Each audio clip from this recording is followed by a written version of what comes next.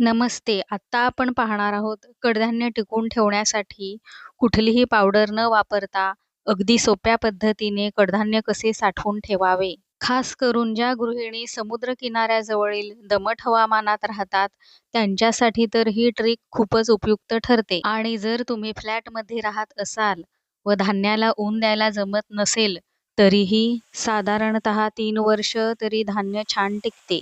त्यासाठी मी इथे custard oil म्हणजेच एरंडेल तेल घेतलेले आहे. ते कसे व किती प्रमाणात लावावे ते पुढे आपण पाहूयात. आता इथे मी कडवे वाल 2 किलो घेतलेले आहेत.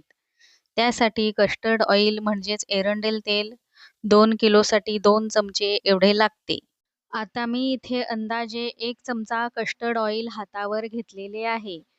ते असे हाताला चोळून लावावे. इथे हे ऑइल पूर्णपणे वालांना नीट लागले पाहिजे ही काळजी घ्यावी. म्हणजेच एकूण एक वालांच्या दाण्याला ऑइल लागले पाहिजे असे चोळून घ्यावे.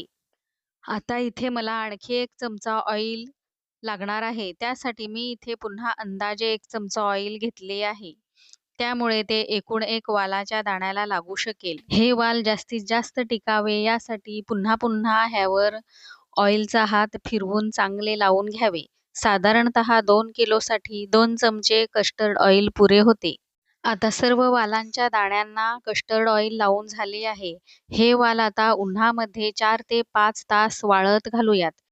आता मी सकाळचे 11 ते संध्याकाळचे 4 वाजेपर्यंत वालांना ऊन देणार आहे. परंतु जर तुम्हाला काही कारणास्तव ऊन द्यायला जमत नसेल तरीही हरकत नाही. कस्टर्ड ऑइल लावून कडधान्य ह्याच पद्धतीने हवाबंद डब्यामध्ये तुम्ही ठेवू शकता. तरीही ते टिकू शकते. परंतु ऊन देऊन ठेवल्यास ते अतिउत्तम राहते. आता दुसरं कडधान्य मूग घेतलेले आहे. आता मुगांना सुद्धा सेम प्रोसेसमध्ये ऑइल लावून घेऊया. हे मुगाचे प्रमाण 3 किलो घेतलेले आहे. 3 किलोसाठी मला 3 चमचे एरंडेल तेलाचे प्रमाण लागणार आहे.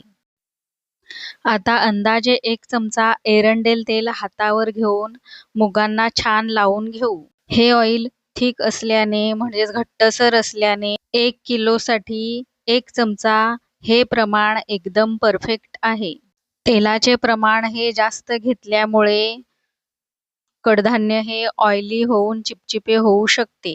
म्हणून किलो मागे 1 चमचा हे योग्य प्रमाण आहे. आता पुन्हा दुसऱ्यांदा अंदाजे 1 चमचा मी ऑइल घेतलेले आहे. ते मुगांना लावून घेऊ. 2 चमचे तेल लावून सुद्धा कमी पडले आहे. म्हणून तिसऱ्यांदा आणखी 1 चमचा अंदाजे तेल हातावर घेऊन मुगांना लावून घेऊ. आता 3 किलो मुगांना 3 चमचे तेल छान लावून झालेले आहे. आता हे मूग सुद्धा वालांच्या जोडीला छान पसरवून कडक उन्हामध्ये 4 ते 5 तास वाळत ठेवू. ज्याप्रमाणे आपल्या धान्याची क्वांटिटी असेल त्याप्रमाणेच कस्टर्ड ऑइल लावून ठेवल्यास अर्थातच ते वर्षानुवर्ष टिकते. दरवर्षी मी ह्याच पद्धतीने धान्य साठवून ठेवते. कोणतीही कीटकनाशक पावडर वापरत नाही. बोरिक ॲसिड पावडरचाही वापर कडधान्य टिकवण्यासाठी केला जातो. परंतु कडधान्य भिजत करताना ते 3 ते 4 वेळा धुवून भिजत करावे लागते. जर चुकून त्यावरील पावडर नीट धुतली गेली नाही तर रात्रभर कडधान्य भिजत ठेवल्याने आपल्या आरोग्यास घातक ठरू शकते. याउलट एरंडेल तेल चुकून नीट धुतले गेले नाही तरीही चालते, कारण ते आपल्या आरोग्यास चांगले असते. आयुर्वेदामध्ये एरंडेल तेल हे एक औषधी वनस्पती आहे. त्यामुळे पचनक्रियेस मदत होते. आता संध्याकाळचे 4 वाजले आहेत. कडधान्य छान कडक उन्हामध्ये सुकून झाले आहे. आता हे कडधान्य प्लॅस्टिकच्या हवाबंद स्वच्छ कोरड्या डब्यामध्ये भरून ठेवूयात. ह्याला 3 ते 4 दिवस ऊन दाखवायची गरज भासत नाही. एरंडेल तेल लावून झाल्यानंतर 1 दिवसच ऊन दाखवून कडधान्य स्वच्छ हवाबंद कोरड्या डब्यामध्ये साठवून ठेवावे. कस्टर्ड ऑइल लावून बघा किती छान मूग इथे वाळवून झाले आहेत. आता डब्याचे झाकण लावून ठेवूया. वाल सुद्धा उन्हात छान तापले आहेत. ते सुद्धा स्वच्छ कोरड्या प्लॅस्टिकच्या हवाबंद डब्यामध्ये भरून ठेवू. पूर्वीच्या काळी गृहिणी कडधान्य टिकवण्यासाठी खूप मेहनत घेत असत. जसे की मीठ पाणी करून ते धान्याला लावून ते पुन्हा कडक उन्हामध्ये सुकवत. तसेच कडधान्य मातीत ठेवणे, त्यासाठी चांगल्या प्रतीची माती आणून व ती चाळून त्यामध्ये कडधान्य ठेवत. दुसरी एक जुनी पद्धत म्हणजे राखेमध्ये कडधान्य ठेवत असत. राख किंवा मातीमधील धान्य भिजत करायचे असल्यास ती राख किंवा माती पुन्हा चाळून मग धान्य भिजत करावे लागे. त्या काळी अशा पद्धतीने अतिशय किचकट व मेहनतीचे काम होते. बरं, एवढी मेहनत घेऊन सुद्धा जेमतेम 1 वर्ष कडधान्य टिकत असे.